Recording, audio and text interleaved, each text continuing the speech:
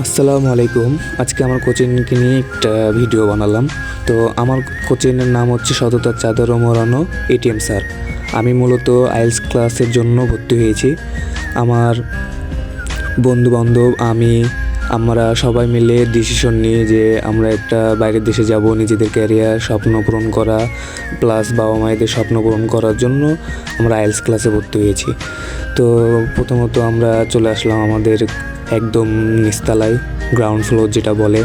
তো লিফট একটা চলে গেছে, তো আমরা আবারও কল দিলাম লিফটে, তো লিফট এসে আমাদের নিয়ে যাবে। তো আপনারা কে কোন দেশে যেতে ইচ্ছা বা কার কীরকম স্বপ্ন বা কে কোন ক্লাসে পড়ছিলেন বা কে কোন কোচিংয়ে পড়ছেন, সবাই একটু কমেন্টে আশা করব যে নক দিবেন এবং আমার ভিডিওটা সবাই সম্পূর্ণ দেখবেন এবং শেয়ার করবেন, লাইক করবেন। আশা করি লিস্টে ঢোকার পরে এখন বন্ধ হওয়ার পরে এখন 5টায় যাবো আমরা। তো আমাদের কোচিংয়ে নিয়মকানুন আছে যে আমরা ক্লাসে কখন আসলাম কখন বের হলাম সিগনেচার করতে হয়। তো ঢোকার সময় আমি 2টে জায়গায় সিগনেচার করব এখন। তো ভাইয়াকে আমি বললাম যে ভাইয়া আমি এখন ক্লাসে যাব, আমার সিগনেচারটা দরকার। তো ভাইয়া একটু কাজ করতেছে বিধায় আমাকে একটু ওয়েট করতে হলো, দাঁড়াতে হলো। আরেকটা নতুন স্টুডেন্ট ভর্তি হয়েছে তার জন্য। তো এরকমভাবে আমি ভাইয়াকে স্যারের কথা একটু বলার পরে আবার খাতাটা নিলাম, নিয়ে আমি খাতা খুঁজে 2টে জায়গায় সিগনেচার করলাম, কারণ আমার ক্লাস আছে 5টা থেকে 8টা পর্যন্ত। তো আমরা সিগনেচার করে চলে যাব আমাদের ক্লাসের ভিতরে।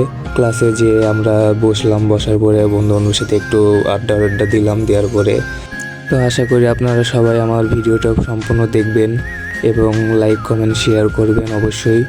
এবং কে কোথা থেকে কোচিংয়ে পড়ছেন আইএলটিএস বা কে কখন করবেন বা কোথায় করবেন বা কার কোন দেশে যাওয়ার ইচ্ছা বা কার কীরকম স্বপ্ন, সবাই কমেন্ট বক্সে একটু সাড়া দিবেন আশা করি। তো এখানে আমার সিগনেচার করা শেষ, তো আমি যাচ্ছি। আর আমার ক্লাসটা একদম কোণার দিকে পড়ে গেছে, যার জন্য একদম একটা মোটা মানুষেরও যাওয়া কষ্ট। তাই আমি তো মোটা না, আমি একদম সেম পাতলা মানুষ, এই জন্য আমার যেতে খুব একটা অসুবিধা হয় নাই। তো এই ক্লাসেই থাকতে হবে আমাদের প্রায় 3 মাস মতন, আমাদের 3 মাসের একটা কোচিং এটা। তো আমি ক্লাসে ঢোকার পরে আমি একটু চারিদিকে ঘুরে দেখলাম, দেখার পরে ভাবতেছি কোন জায়গায় বসি। তো পিছিয়ে গেলাম, তো পিছিয়ে গেলে ভাবলাম যে বসলে তো আবার বোর্ড দেখা যাবে না, তো একদম সামনেই বসি। তো আমার বন্ধুকে বললাম যে কী রে সামনে বসবি, তো আমার বললো সামনে বসি চল। পরে আমরা এখানে 3জন একটা বসার পরে আমরা এখানে পুরো ক্লাসটা আমি একটু ঘুরে দেখালাম। পুরো ক্লাসটা ঘুরে দেখানোর পরে আমরা বসে কিছুক্ষণ আড্ডা দিলাম।